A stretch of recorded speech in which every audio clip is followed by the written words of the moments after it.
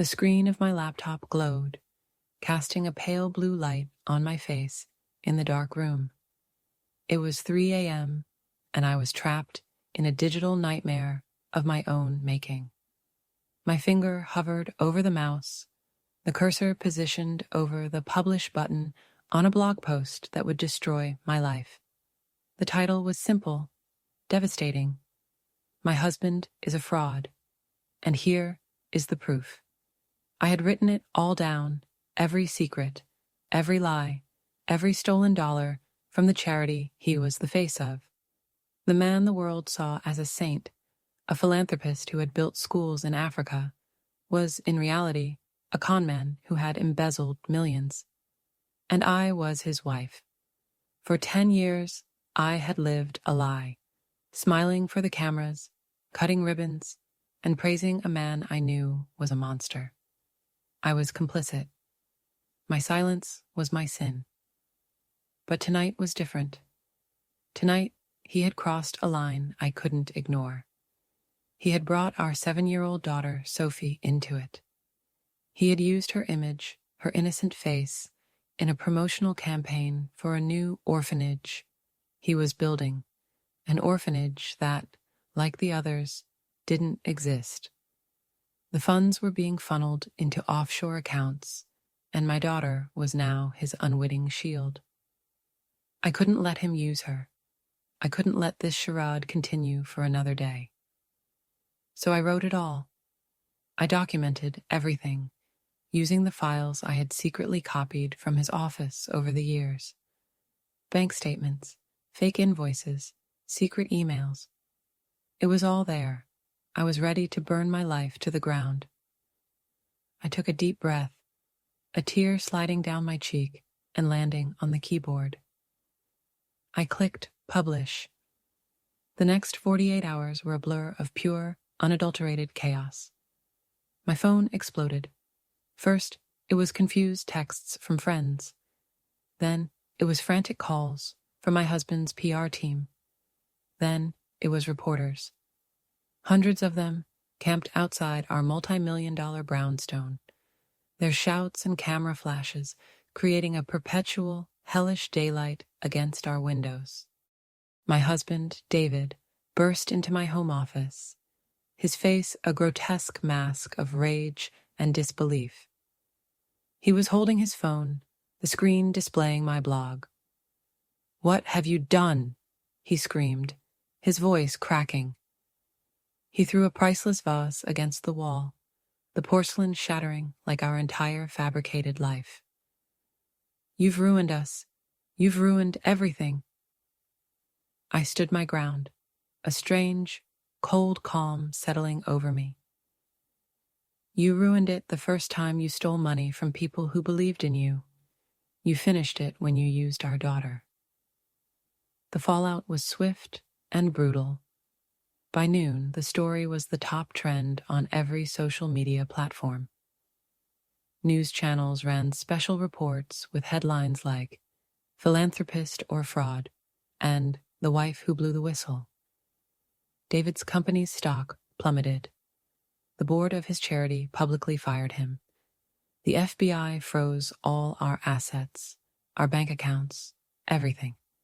We were trapped in a gilded cage, prisoners of our own scandal.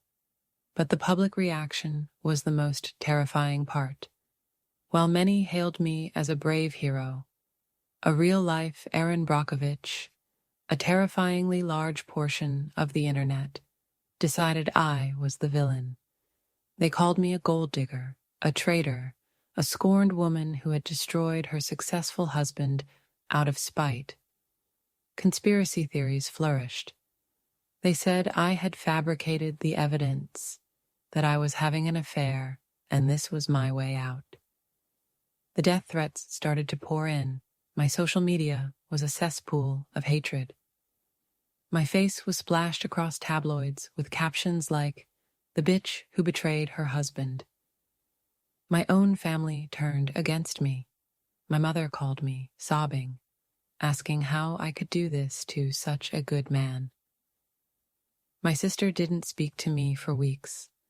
I had expected David's wrath, I had expected legal and financial ruin, but I hadn't prepared for the sheer, isolating weight of public hatred. I was completely and utterly alone, shivering in a mansion that was no longer a home, with a daughter who was too young to understand why she couldn't go to school or see her friends. A week after the post went live, a formal indictment was handed down. David was charged with multiple counts of wire fraud, money laundering, and tax evasion. The legal battle was going to be long, public, and excruciating. Our lawyers advised us not to speak to each other. The man I had shared a bed with for a decade was now my legal adversary. The irony was so thick I could taste it. It was in the depths of this despair that I found an unexpected ally. An investigative journalist named Sarah Jones, who had been following the money trails of fake charities for years, reached out to me. She wasn't like the other vultures. She was calm, methodical, and she believed me.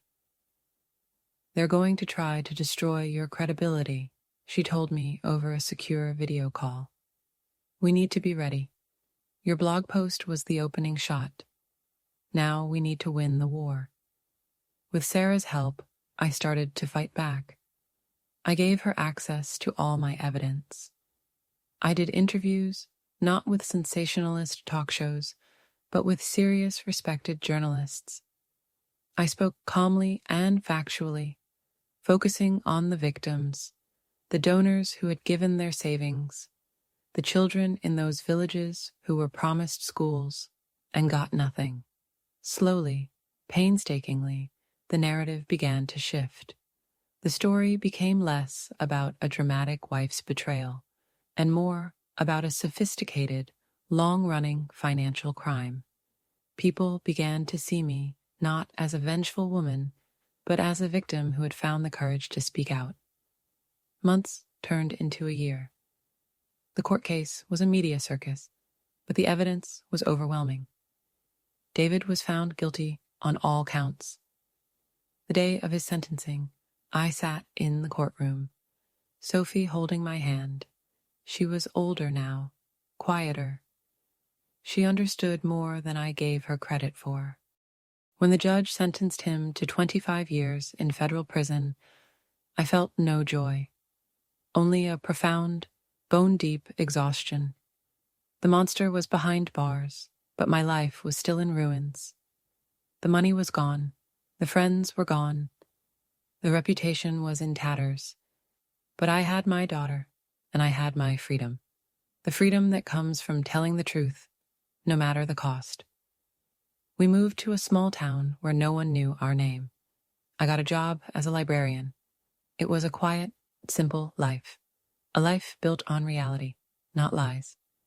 One evening, I was reading a story to Sophie before bed. She looked up at me, her big, innocent eyes serious. "Mommy," she said, "are we the good guys?" I felt a lump form in my throat. I thought of the death threats, the public shame, the family I had lost, the life I had obliterated.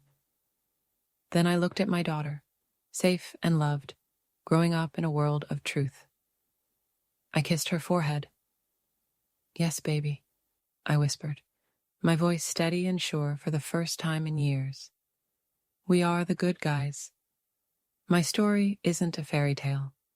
It doesn't have a happy ending where everything is magically fixed. It's a story about the price of truth.